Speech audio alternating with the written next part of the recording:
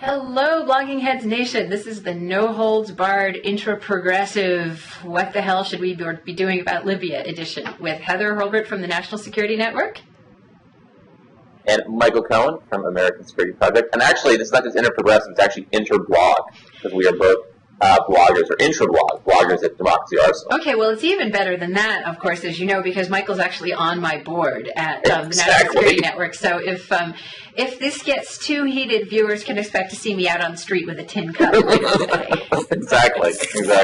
So, Michael, I think something that you and I, and if you want to go and see sort of long prehistories of some of the debate we're about to have, please go check us out at Democracy Arsenal. But Michael, one thing that I think you and I agree on is that it's important to conduct this debate from a sort of core interest, values, first principles, not just, oh, let's do something because we feel bad.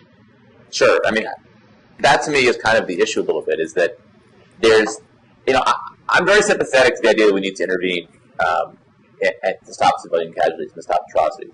But it's troubling to me that there's no clear national security interest in what we're doing.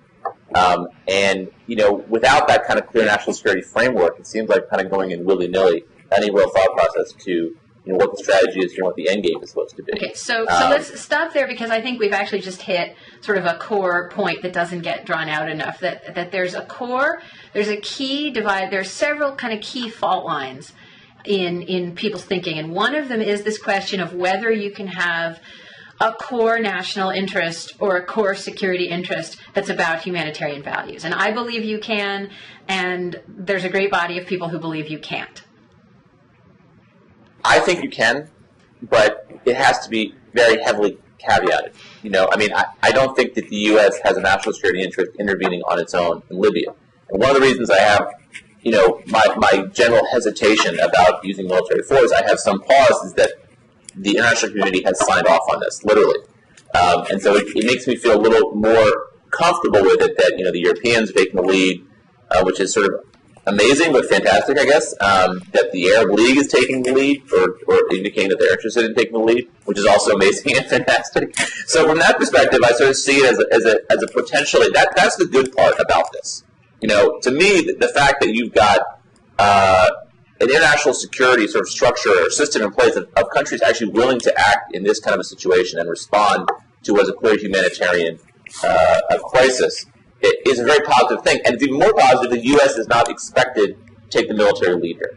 The notion that we can share the responsibility for these kind of situations is a really incredible development, actually, and something that I think very unusual thing what's happened in the last 8 years, and the U.S. relations with the UN and the rest of the world when it comes to using military force. Well, this, to me, actually is perhaps the biggest achievement. I'm very conscious that as we're taping this, on the one hand, Gaddafi's foreign minister has announced a ceasefire. On the other hand, there's clearly still fighting going on the ground. So we, as we're taping this, we just have no idea where this is going on the ground. But I do think one thing is that it's worth pulling back and saying, after an 8-year period in which the notion that anybody could ever non-cynically go to the UN Security Council and say we'd actually like a UN resolution under Chapter 7 to stop the killing of civilians, the idea that any non-NATO government could actually do that with a straight face was so denigrated and seemed so far, that just what this says about the resuscitation of the UN system, and I think, in the coming weeks and months, we'll understand more about why the Arab League did what it did. And some of that, frankly, is going to have sort of very classical national security interests and not be about sort of high-flying humanitarian motives. And it's important, not to be kind of blind about that. But it is also the case that both what the Arab peoples have done on the street to change their societies and pressure their governments in the last 2 months, and what Obama has done in the last 2 years in terms of returning the idea that you could actually do stuff of value with the U.S. at the UN, got us to the point where you could go to the UN and ask for a resolution. And the other thing, just sort of on the international systems point, that is so extraordinary about what's happened is everyone's talking about the no-fly zone. And, frankly, this is another thing about this whole debate that's just been really stupid, is people just talk about the shiny thing and not about all the other stuff. But you have, the U.S. and the Europeans and Arab nations and African nations together saying, okay, we're going to refer to these people to the International Criminal Court. We're going to have a strong unified sanctions regime. We're going to have enforcement of sanctions. All the tools that people have been trying to put in place in the international system since Bosnia and Rwanda. You have sort of being adopted pretty smoothly without a lot of contention, and that's just an amazing thing. And a point that I make is it's unclear. It's tragically unclear how much this is going to help people in Benghazi. And that's, I was peripherally I was in government and peripherally involved with both Bosnia and Kosovo. And every one of these that has ever happened, the international community is late. The U.S. is late. The response is dithering. The goals are unclear. The end state is unclear. We just, as a species, we're not set up to do this. We're set up to frustrate this. But there will, just as Bosnia and Kosovo, but then there was Macedonia, which was a huge success. Rwanda, which was a stain on the face of humanity, but then Burundi. This will help other people someplace else at some time in the future, and I think that's important to say. Well, and 2 points here. I mean, I really agree with you about the international system as far as whatever that amorphous phrase means, that this is a real victory for that system, in the sense that we are basically going to a national organization, namely the UN, and creating a response, a security response to what is a serious crisis. And that is something that, as you said, we haven't really seen too often. And in a sense, it's a victory, I think, for the UN. It's a victory for the notion that you have this sort of international system that can respond to such a crisis. My problem is a little bit like, okay, so what's next? Yeah. Is the UN and EU or whatever coalition of the willing? I was going to say, one of the things this is actually, it's another sort of blade to the gut for the EU, because of the fact that the absolutely, that's exactly right, and the Germans went the other way. Well, I'm sure that the Germans are thrilled with us, for his conversation. But I mean, are these countries just going to step in and help rebuild Libya? Are they going to, support whatever if a new government comes into power? Yeah, well, what is there going to be to rebuild, and who's the government going to be, and how are they going to reunify the country? And I guess this is where I agree with you, and I'm very concerned. I hope that the governments that are taking the lead have a better plan about this than the Brits had when they deposited their little special forces commandos on the beach a couple weeks back. I'm very, very concerned about that. I think it's totally fair to mention that at every juncture. I mean, I think that's my concern, is that we've gone into this without any kind of debate. There's been no congressional debate about this presidential authorization, for sure. I mean, Obama hasn't even spoken about this publicly. I think he's leaving the country today. I mean, I can't believe actually he's going to go, but it's sort of amazing. You've got a situation in which but the U.S. This happened why so should quickly. He go? The U.S. isn't. I mean, U.S. warplanes aren't bombing anything. This is the paradigmatic scenario of where someone else is taking the lead, and Obama is going. Do we know that for sure, though? Do we know that for sure? Look, we don't know anything for sure at this point, and they're clearly hoping that they don't have to do anything. But there's an aircraft carrier that's come into position. But they're not going to be flying the sorties off of carriers, is my understanding. So I think my understanding is that it's going to be AWACS from the U.S., but that's not anything I've seen anywhere in print.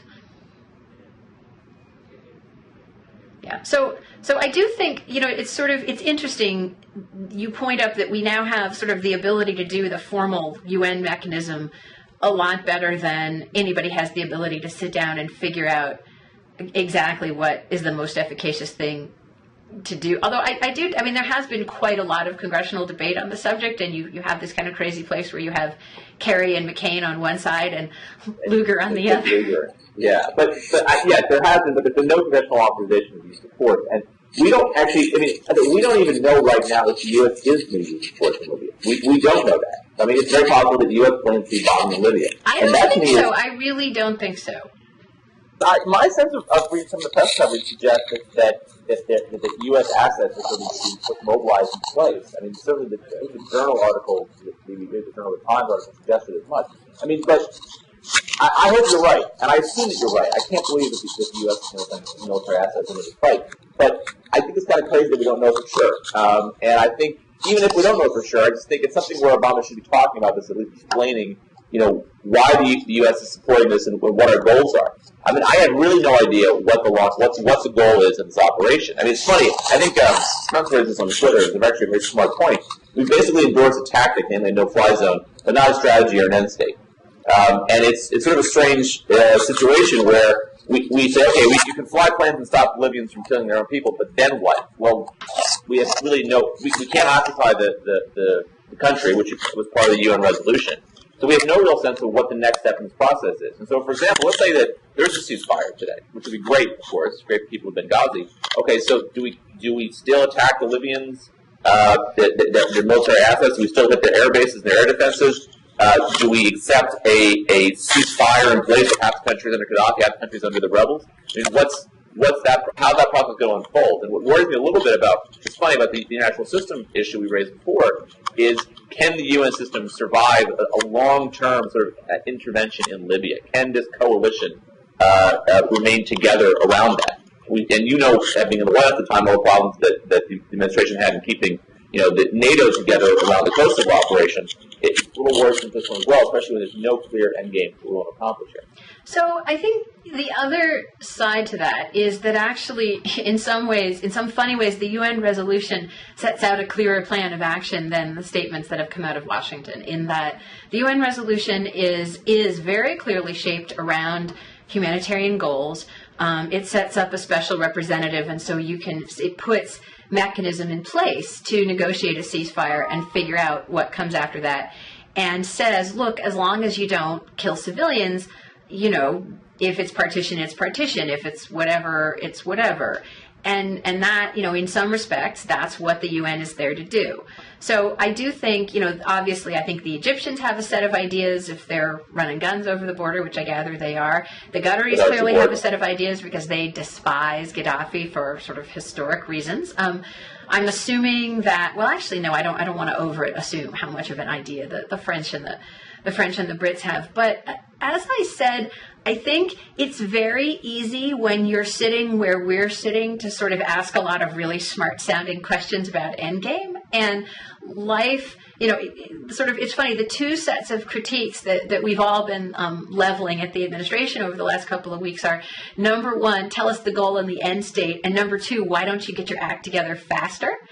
And that's the great joy of being outside, and it's also, you need to do that. There's a value to that, but there's also a value to saying, look, this is happening very fast. Part of leadership when things are happening very fast is to make it up as best you can, and to take the steps you have to take even when you can't know the end game, or when your allies are running ahead of you. I mean, when your allies are running ahead of you anyway, and you've just got to shape it as best you can. Yeah, I think this dithering charge to me is just ridiculous. I have to say. I mean, it took us how many months to get a coalition together to knock Saddam out of Kuwait? I mean, this is not something you do overnight. And you're dealing with very difficult allies with very different interests. I think that the administration, was a little surprised by this and had to figure out how to respond. And I think in some ways they've done a relatively good job of assembling a coalition here that basically leaves them off the hook for the most part, we hope. So I think the dithering charge is kind of ridiculous, actually. And it's being made, I think, as you're right, by people who basically want to shoot first and ask questions later. I think the administration hasn't asked all those questions as much as they should as well, but, some of the criticism to me seems really unfair and sort of out of place with this, because with how quickly this thing has developed. I mean, a week or two ago, we were all saying, Gaddafi's going to be out of power any day now. I don't think many of us expected things to be reversed this quickly. Yeah. Militarily. That raises a political point that I think is worth making, which has been really interesting to me, and it'll be sort of fascinating to see where this goes next. That you had, first you had the unusual spectacle of a bunch of neocons jumping up and down and saying, let's sick the International Criminal Court on Gaddafi.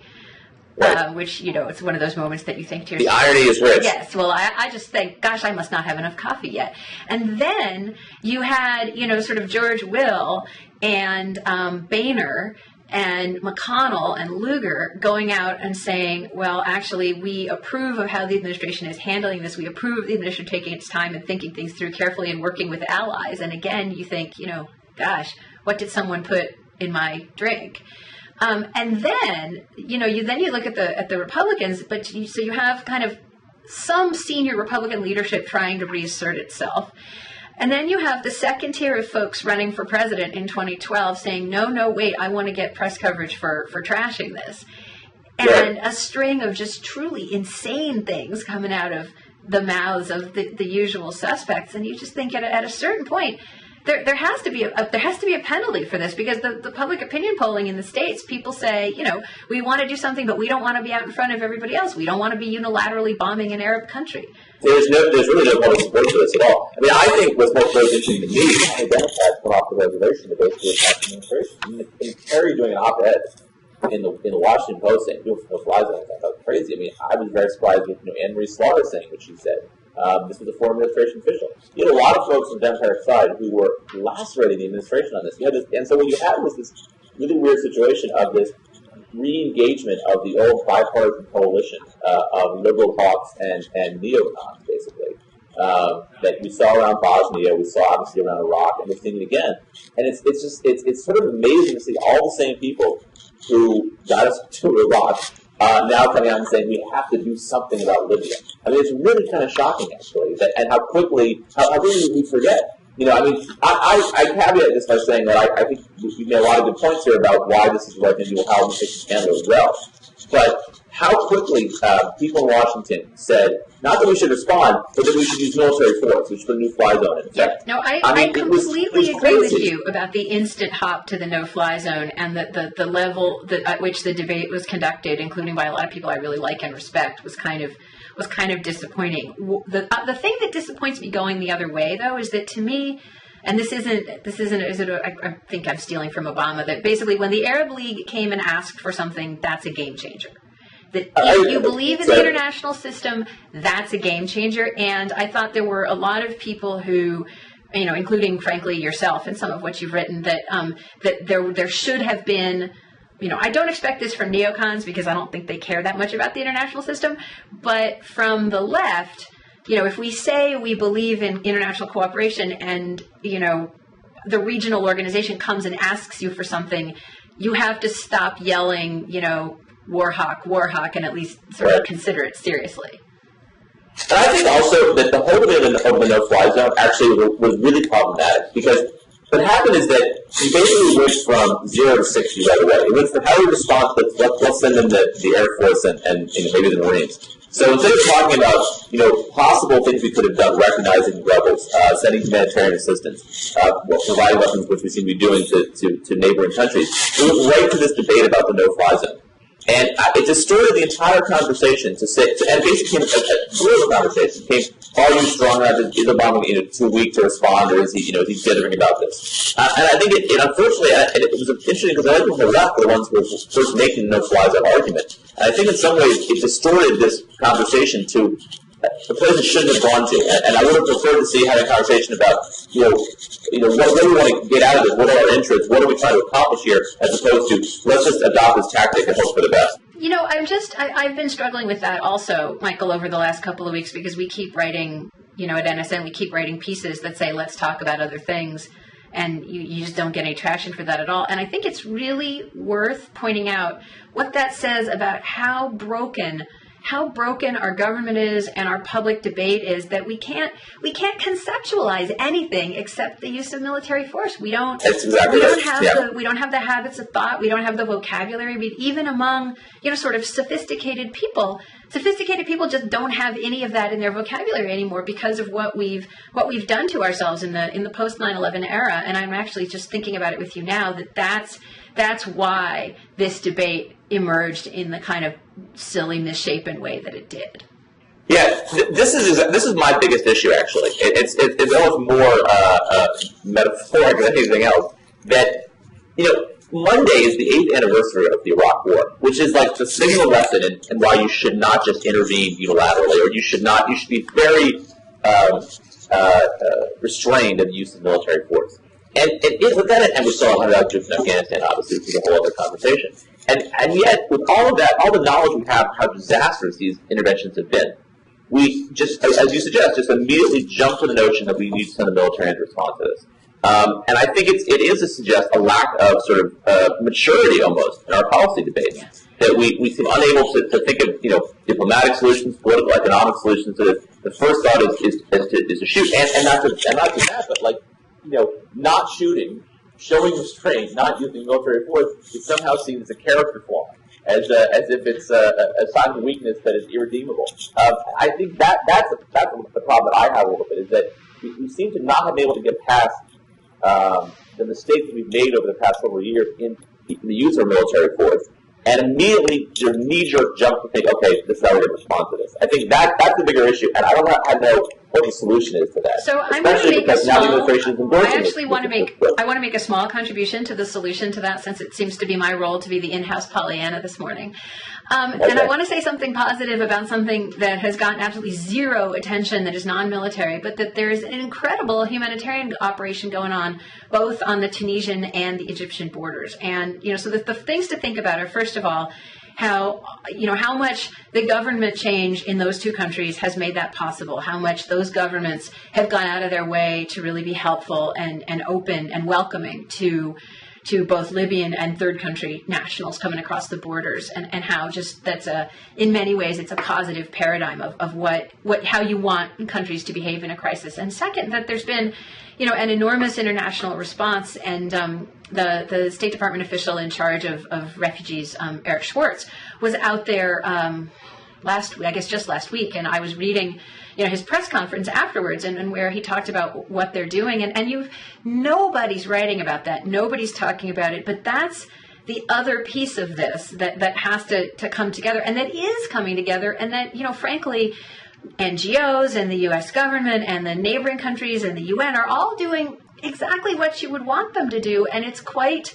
Given that it's a lot of poor folks from Egypt who are stuck in the West and can't get back to Egypt, folks from South Asia, and it's just extraordinary, and it's a really good thing that's happening, and it's a way that people who look at a bad situation and want to help could feel proud of what the international system is doing with their tax dollars and their donations, very much as we look at the situation in Japan.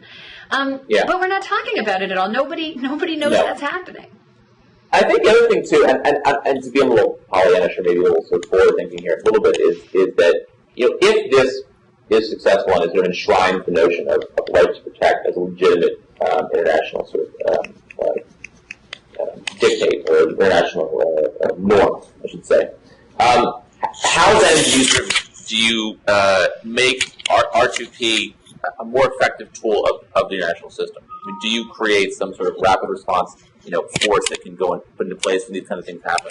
And I think that's where something positive can come out of this. If R2P can become something that has broader international support, and you have the tools in place to be able to activate it as quickly as possible when these kind of things happen, I think that's something that's very good that can come out of this. It's a shame we didn't have it beforehand.